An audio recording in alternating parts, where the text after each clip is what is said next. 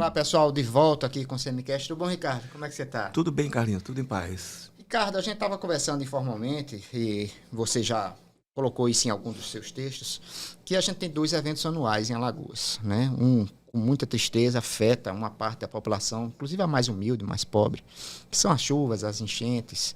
A gente teve, há pouco tempo atrás, enchentes que acabaram com determinados municípios inteiros, né?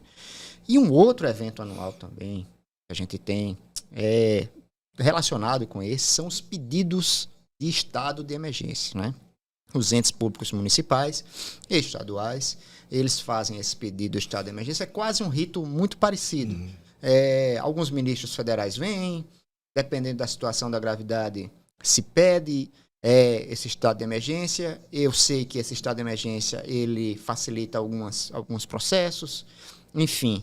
Mas a gente tem uma preocupação, além da preocupação do cuidado com as pessoas, se esse estado de emergência ele é necessário ou ele é exagerado.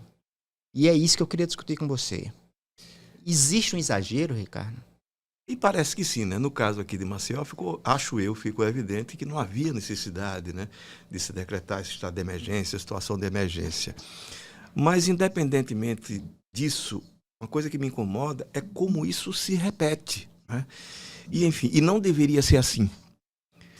O que acontece no estado de emergência, ou numa situação de emergência, que é uma facilitação da legislação, né, para a realização de alguns procedimentos legais, né, de licitação, de compras, etc. e tal, porque é uma situação de emergência em que você, às vezes, não tem tempo de realizar.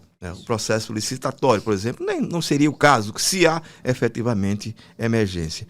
E aí isso surge como uma oportunidade política, né, para o ente público, para o dirigente público, e a população, evidentemente, ela aplaude, porque ela precisa, né?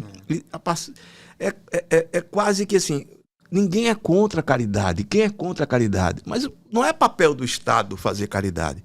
O papel do Estado é fazer justiça, não é? É atender a quem precisa, dar mais a quem tem menos. E, evidentemente, as pessoas que perdem suas casas, perdem a possibilidade de emprego ou de sobrevivência, né? Porque são muitos autônomos, evidentemente essas pessoas precisam de ajuda urgentemente. O volume de pessoas nessas condições, a gente viu que não foi tão grande agora como foi em outros momentos. Não. Mas isso também podia ter sido evitado. A minha preocupação, como eu citei já em conversa com você, inicialmente nós vivemos um momento de baixíssima fiscalização. Exato. Inclusive nossa da imprensa. Pois vários, é. Né? Mas assim, Ministério Público, Assembleia Legislativa, Câmara de Vereadores, as câmaras de vereadores, quer dizer, todos assim vivem um momento de retração. E no caso específico, quando a gente fala de Ministério Público, porque nessas situações tem o dinheiro federal também, você tem inclusive o Ministério Público Federal atuando de forma mais tímida. É um reflexo, acho eu, ou um resultado, por exemplo, da Lava Jato. E por quê? Porque muita gente do Ministério Público, isso acontece no país inteiro, ficou temerosa de avançar em determinados procedimentos porque tudo virou criminalização da política. E não é criminalização da política, você tem que investigar. Se é dinheiro público, evidentemente, cabe ao Ministério Público. Não falo Tribunais de Contas porque esses, para mim, não me interessam, né? Eu não os levo a sério. O da União talvez tenha um quadro técnico bom, mas também tem um aspecto político que termina contaminando, né? Mas vamos lá, o Ministério Público Federal e o Ministério Público Estadual, a gente sabe que hoje tem uma timidez de ação que eu confesso a você... Timidez é grifo seu, gostou, né? Grifo seu. Elegante, eu estou elegante, não estou? Timidez. Timidez de ação que, evidentemente, só faz prejudicar e facilitar o mal feito quando ele acontece. Não estou dizendo o que está acontecendo agora. Mas o mais importante é que isso poderia ser evitado se efetivamente as medidas estruturantes fossem adotadas. Eu até fiz uma postagem essa semana, você viu, desde 2014, desde 2014 que os projetos de barragens, de diques, etc., e não apenas essas medidas, tem outras também, né? A reposição de matas ciliares, né? Ao longo dos rios, né? Enfim, dos canais, que poderia ter sido feita, mas não é. Por quê? Porque criou-se, e essa é uma verdade, uma indústria da enchente. Você tinha uma indústria da seca. Eu vi essa expressão de internautas, eu achei muito interessante, né? Uns 2 ou 3 escreveram exatamente a mesma coisa. Eu digo, caramba, era isso que eu queria dizer. Indústria da enchente. Como havia indústria da seca, porque isso dá voto. É barato, é muito mais barato você gastar com cestas básicas, comprando móveis, dando aluguel, enfim, social, do que efetivamente realizando obras estruturantes que possam prevenir esse tipo de ação. Eu publiquei, se você lembrar, Carlinhos, uma matéria da Prefeitura do Pilar, isso, em que o Renato Filho, com muita propriedade, né, ele diz, olha, eu venho cobrando isso há muito tempo. Ele diz, olha, já enfrentei 3 enchentes aqui e há possibilidades de se evitar isso realizando barragens. Ele apresentou isso, inclusive, um ofício, né, para a Assembleia da Região Metropolitana, e ele disse, não foi possível fazer a Assembleia da Região Metropolitana para resolver a questão da venda da Casal, porque ele diz que não é venda não, não é venda, enfim. Exceção. Pois é, a expressão que eles queiram usar, para dizer a mesma coisa. Vamos. Tá bom, você está me comparando Estou falando eufemismo, tá certo. Mas, enfim, concretamente, não foi feito absolutamente nada. E poderia, sim, 2014, nós estamos falando de 9 anos. 9 anos. Esses projetos prontos, são muitos recursos, são. Estima-se em 2, 3 bilhões de reais a realização dessas obras, as 8 barragens necessárias para o rio Mundaú e Paraíba. São os que provocam, né, mais enchentes a partir das chuvas e, evidentemente, com a ocupação do espaço do rio. A água vem buscar o território dela. Isso aqui é meu, eu venho de volta buscar. É como se houvesse uma memória da água, né? E há uma memória da água, ela vem buscar de volta esse espaço. Mas vamos lá. Outras medidas eram muito mais baratas, né? Ambientais, que eram possíveis, evidentemente, com um gasto muito mais baixo e que também não foram realizadas. Por quê? Porque para o ano, se acontecer de novo, aí eu decreto estado de emergência, eu chego lá com cestas básicas, eu chego com... Ministro federal. O ministro vem aqui, aí vem no helicóptero, faz uma imagem do ministro, olha aqui, ali tem água, aquilo ali é água. Né? Estou ligando aqui para o presidente. Pois é, né? Pois é, exatamente. Enfim, e vira um ato político. Como foi um ato político essa semana, né, com os ministros aqui, os 3 vieram, né, o Valdez Góes, o Wellington Dias e o Renan Filho, né? Vou lhe fazer uma pergunta. Aqui é um parêntese, viu, gente? O que é que esses 3 ministros têm em comum? Esposas qualificadas para um determinado cargo. Nos tribunais de contas. Caramba, eu peguei de surpresa, viu? Eu preparei essa pegadinha, mas ele estava bem preparado. É o bloco das esposas. Pois é, e é engraçado. Coincidentemente, os 3, né? Só faltou o Rui Costa, né? E aí quem diga, isso é moralismo. Moralismo não, gente. Isso é imoralidade.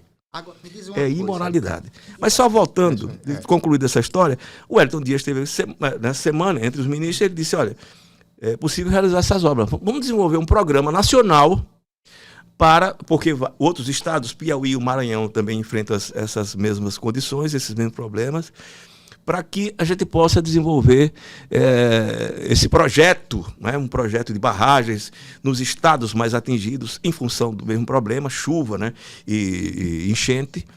E eu tenho a impressão que não faz sucesso. Não vai haver uma cobrança efetiva, porque não é interessante. Assim como a seca, a enchente virou uma indústria.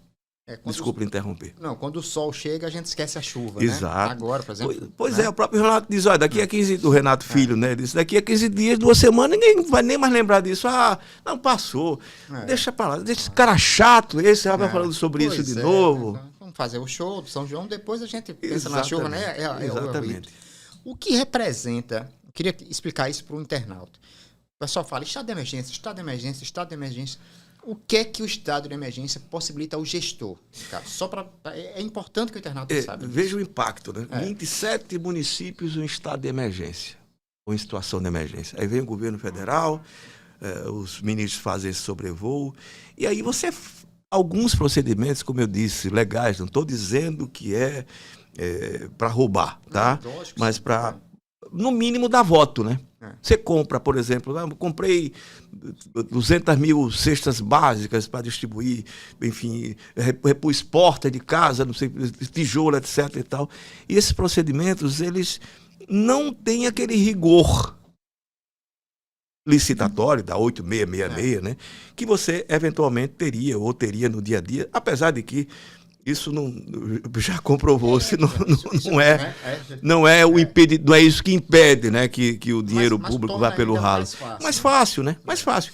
E outra, quando você não tem, como é o caso de agora, órgão de fiscalização em condições e com disposição, para fiscalizar, o legislativo não tem, o judiciário, de forma geral, considerando, enfim, o Ministério Público, né? Não gosto de falar de Tribunal de Contas, porque termino me incomoda, me irrita, você já viu que me irrita, né? Mas é porque são 150 milhões por ano que a gente joga no lixo, um estado pobre como esse.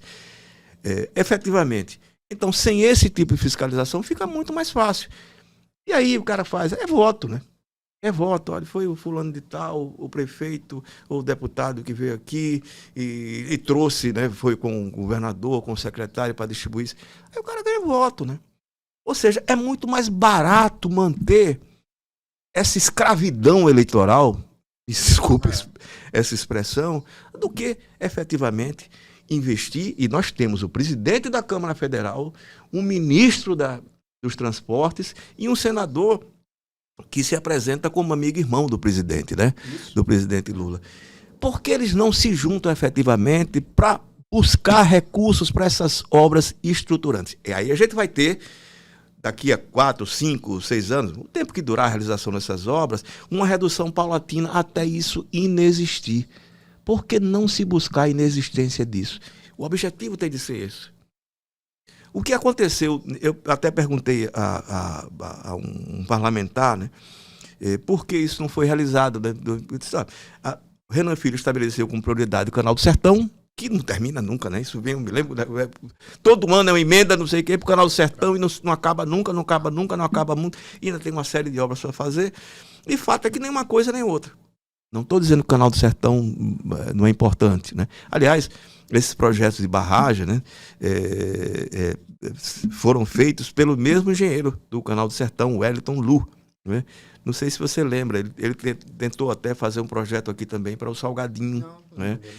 Para a despoluição do Salgadinho. É um profissional bem competente, ele. E esses estudos, a realização dos projetos, bancados pelo governo federal, ou seja, estavam pagos pelo governo federal e esperando o start, que não veio.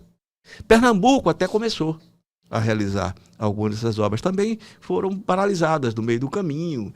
E eu volto a dizer, gente, não é interessante para essa gente, isso me incomoda, não parece ser, porque se efetivamente isso tem que virar um mantra.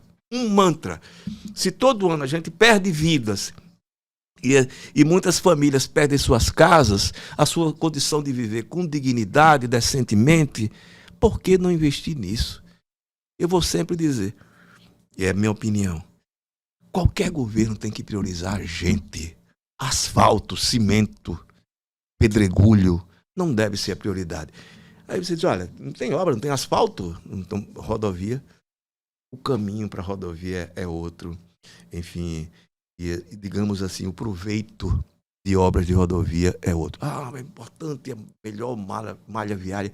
Eu preferia ter as pessoas mais felizes, por mais que isso possa parecer uma idiotice. Pois é, Ricardo, é isso. Vamos ver se daqui a um ano a gente vai estar discutindo a mesma coisa. Infelizmente, existe essa possibilidade. Né? O sol chegou, né? O sol chegou. E esse assunto tende a cessar. Né? Pois é, isso que me incomoda. Pois é, mas é isso. Obrigado mais uma vez. Obrigado. Porque a gente volta com outro episódio. Vamos esperar. Daqui a um ano, quem sabe, a gente está falando a mesma coisa.